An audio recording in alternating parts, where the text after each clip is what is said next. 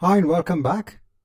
Now in this chapter, I just want to give you an overview when it comes to connecting virtual networks together. Now over here, I said we're just going to have an overview. We're not going to look at the implementation because from the perspective of a beginner, from the perspective of the AZ900 exam, it's not required to understand the details because the implementation of these aspects does take time. And this is important when you go for other exams such as AZ103 or AZ300. So let's have an overview of these concepts. So first, let's look at something known as virtual network peering. Now, virtual network peering is basically used when you want to go ahead and connect two virtual networks together. So over here, I have a test network which has an address space, and I have a staging network which has another address space. Now remember, each virtual network is isolated, right? They're separate from each other. Now let's say that you want these virtual machines to talk to these virtual machines via their private IP addresses. So when you have communication via the private IP address, it's much more secure because the communication is happening over the Azure backbone network. So in such a case, when you want the virtual machines over here to talk to the virtual machines over here, you need to have some way of actually connecting these virtual networks together. And you can do that with a virtual network peering connection. So it's very simple. You can go ahead and create a virtual network peering connection for both virtual networks. And once you have the connection in place, these virtual machines can then start talking on to the other virtual machines. So this is one aspect when it comes to connecting two Azure virtual networks together. Now I'm going to come on to the second aspect, which is known as a point-to-site VPN connection. Now this sort of connection happens over the internet. Now what is the use case scenario over here? Now you would have point-to-site VPN connection when you have a set of client workstations that need to connect to an Azure virtual network over the internet.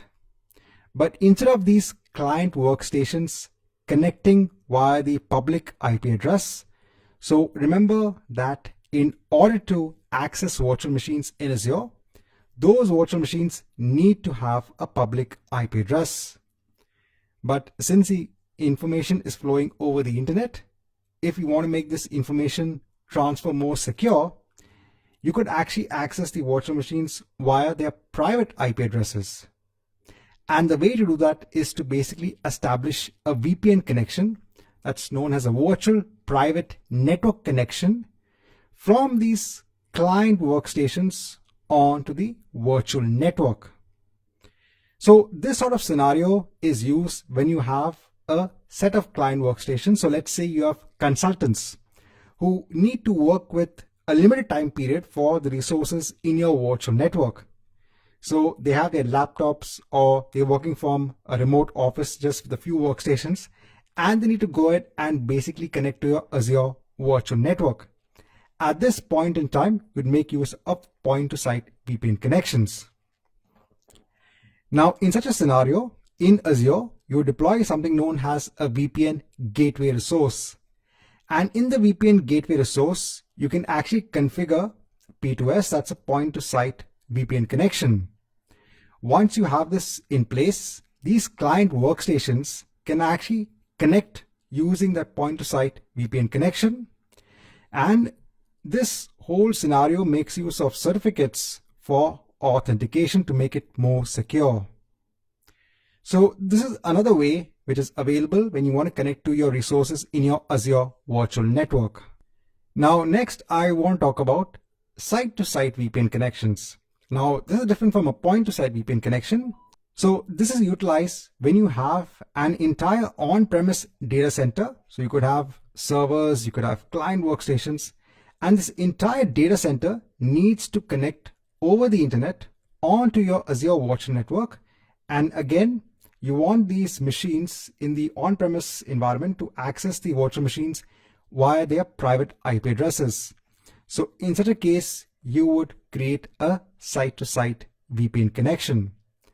Now, again, in this sort of scenario, you create a VPN gateway resource on the Azure side. Now, in your on-premise data center, you need to have a routing device. So this could be a hardware routing device such as a Cisco router, or you could have a machine that's having a software installed that could also route traffic onto the internet. Now, this routing device needs to have a public IP address that's exposed onto the internet. This is so that the VPN gateway can actually route traffic from the Azure Virtual Network onto your on-premise infrastructure. Now, in Azure, you also have to create something known as a local network gateway resource. So the local network gateway resource has information about the public IP address of your routing device, and also has aspects as what is the IP address space of your on-premise environment.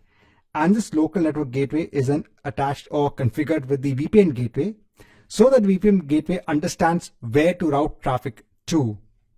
Right, so if you want to connect your entire on-premise setup, your data center, onto an Azure virtual network, then you make use of a site-to-site VPN connection. Right, so this marks the end of this chapter, wherein I just want to have an overview of these different aspects which are important for my exam on how you can connect networks together.